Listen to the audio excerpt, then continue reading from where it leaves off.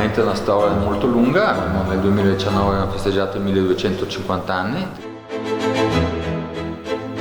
Siamo in un posto dove tutti vengono a fare vacanze, no? E noi dobbiamo solo uscire dalla casa. È un paesino in mezzo a una meravigliosa scena di montagne, proprio la Meridiana di Sesto, vicino alle Trecime. C'è un posto nella Valpusteria in cui convivono la tradizione montana contadina dell'Alto Adige con il turismo d'avanguardia. La filosofia è cucinare molto naturale, diciamo, di usare tanti prodotti della zona. Quel posto è il comprensorio Trecime e in questa zona c'è il paese in cui mi trovo ora, ovvero il borgo di San Candido in Ichen.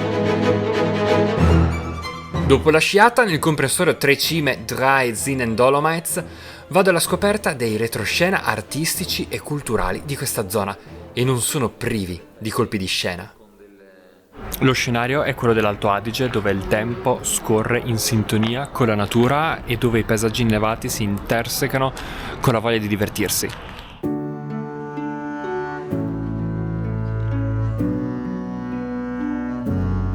Un tempo terra di agricoltori e pastori, nei secoli la Valpusteria ha saputo evolversi, aggiornarsi, così anche nella zona delle Trecime, così a San Candido. La storia di San Candido affonda le sue radici addirittura in epoca romana, perché si trovava su un'importante via romana, la via Claudia Augusta, che collegava l'Adriatico con il Danubio. E la fortuna di questo borgo si è estesa anche nei secoli successivi, anche nel Medioevo, e ne è testimonianza l'imponente mole della collegiata romanica di San Candido.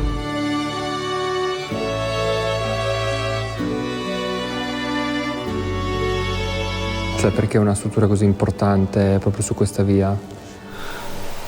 Perché San Candido è stato, diciamo, il primo insediamento dopo la fine dell'antichità in questa zona. Era sicuramente il centro più importante e anche più popoloso. La mole della collegiata è un fuoriscala, ovvero è imponente rispetto alle dimensioni degli altri edifici. Questa chiesa era una costruzione anche per far vedere, anche già da lontano, chi possedeva questo luogo, quindi la diocesi di Frisinga, quindi la chiesa era molto più grande di quello che serviva. Al suo interno vi sono opere d'arte di inestimabile valore, come l'affresco duecentesco della Creazione, uno dei pochi esistenti d'epoca romanica. Il crocifisso, sempre del 200, ha ancora i colori originali. Al mondo ve ne sono rimasti forse una dozzina come questo. Una curiosità: Gesù poggia i piedi sulla testa di un soldato mongolo perché i mongoli nel 200 stavano mettendo a ferro e fuoco l'Europa.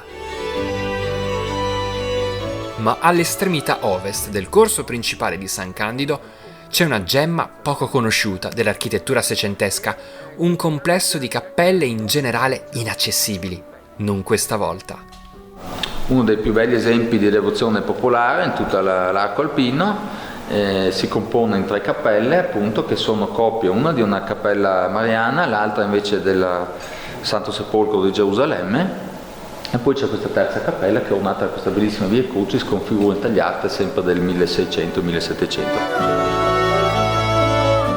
Sorprende la riproduzione del Santo Sepolcro di Gerusalemme che il committente, un locandiere di San Candido, commissionò dopo aver visitato la Terra Santa nel 600 durante un pellegrinaggio. In che scala è la riproduzione? La cappella 1:6, l'originale è 6 volte più grande, mentre invece la tomba di Gesù invece è 1:1,5, quindi l'originale è più grande del 50%.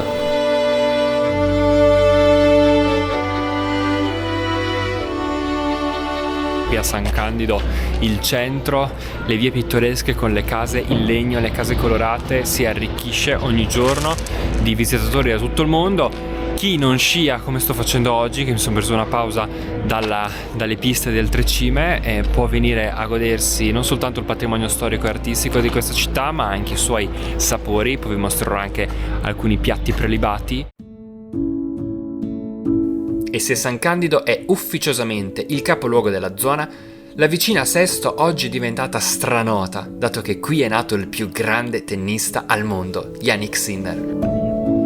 Un piccolo grappolo di case tradizionali con i loro loggiati in legno che in questo momento assorbono tutta la luce del sole che riflette sulla neve. Sesto è un piccolo borgo della Valpusteria che ha saputo preservare magnificamente la propria tradizione culturale e artistica, lo si vede anche dalle case tradizionali.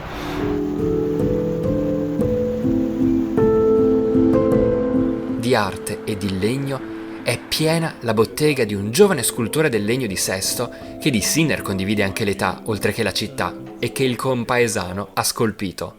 Sarebbe questo. Questo fatto adesso non mi serve più perché ho già finito, no? Puoi sempre di nuovo usare quel materiale, no? Creare opere d'arte dal legno dei boschi dell'Alto Adige è ciò di cui si occupa il giovane Florian qua a Sesto. E adesso sto qua a Sesto, alla casa nostra qua della famiglia, dove scolpiamo già da 4 generazioni. La luce del mattino illumina panetti di trucioli e ritagli di legno da cui sono pronte ad emergere figure. Il laboratorio di Florian, umile e caloroso, incarna tutto l'antico spirito altoatesino. Quando avevo 12-13 anni facevo delle teste di Cristo per i vicini e così li facevo un po'. Questo laboratorio che cos'è per te? È un posto dove si viene ogni giorno qua, no? Diciamo, no? E si tira avanti. Poi per avere ispirazioni e idee mi piace più andare fuori, andare a fare un giro col cane o andare nella natura, perché allora lì sei più libero anche nel pensare, diciamo, allora riesci meglio di avere idee buone, sì. È di certo quella di Florian una scelta di vita piuttosto impegnativa, non si prende quasi mai giornate di riposo, anche se tuffarsi nella natura per lui è fonte di ispirazione, come ammette. Dopo un po' non vedi più, cioè non riesci più a vedere le forme, non riesci più a vedere come si dovrebbe andare avanti, no? E in quel caso è importante andare via per un'oretta, no? E poi arrivare di nuovo. Hai la fortuna di poterti rilassare facilmente uscendo di casa. Diciamo che è un privilegio, no? E poi si deve sempre anche stare attenti che non diventa troppo normale, no? Qualcosa che non hanno tutti, no?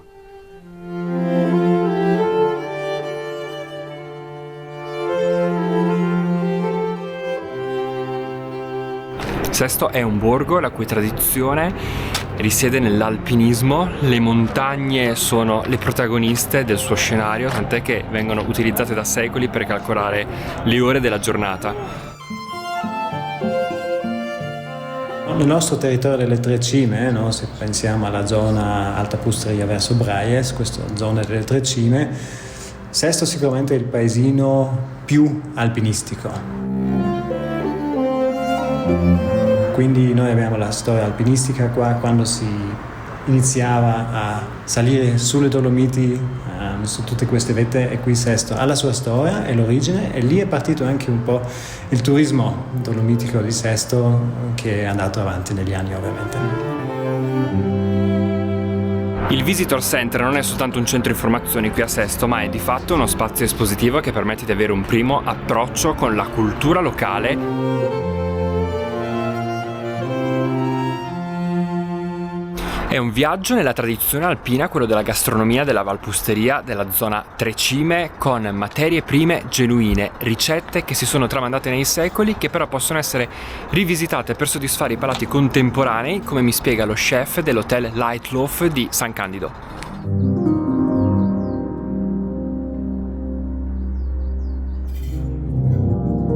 Prendiamo tanti prodotti di piccoli produttori della zona, formaggi, uova, pollame, anatre, oche, galline e anche il pesce, che erano piccoli produttori che ci danno la trota, il salmarino e la ciuperca. E se vogliamo prendere come esempio un piatto di questa sera, quindi l'anatra, il petto d'anatra con la mela. Sono prodotti tutti dell'Alto Adige, la mela per esempio, il frutto principale dell'Alto Adige, e l'anatra, come detto prima, un piccolo produttore che ci fornisce con una ottima qualità. Le patate della Val Pusteria sono molto famose. Un toccasana poi è il relax, la spa dopo le attività invernali, come ad esempio nel mio caso lo sci. Dopo una giornata di freddo, ritemprarsi e riscaldarsi soprattutto con i tanti centri benessere di questa zona.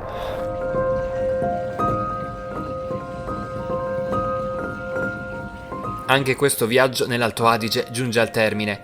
L'ora è giusta per tracciare una sintesi.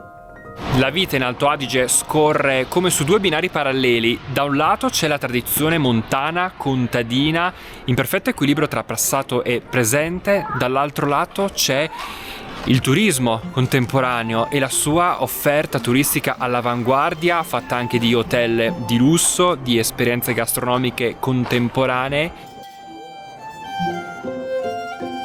Una terra sempre molto ospitale. Dopo tutto questo è l'indole della gente altoatesina, come ho avuto modo di verificare nei miei molti viaggi in Alto Adige, che potete vedere nella playlist Alto Adige sul canale YouTube di Un Reporter in Valigia. Un'indole che si fonde con un secolare rispetto per la natura. Il turismo è diventato una risorsa fondamentale per il sostentamento delle genti di queste valli, però sono riusciti a coniugarlo sapientemente con la loro tradizione culturale, e questo è uno dei caratteri, forse il carattere che mi piace di più dell'Alto Adige. Continua a viaggiare, iscriviti al canale YouTube Un Reporter in Valigia.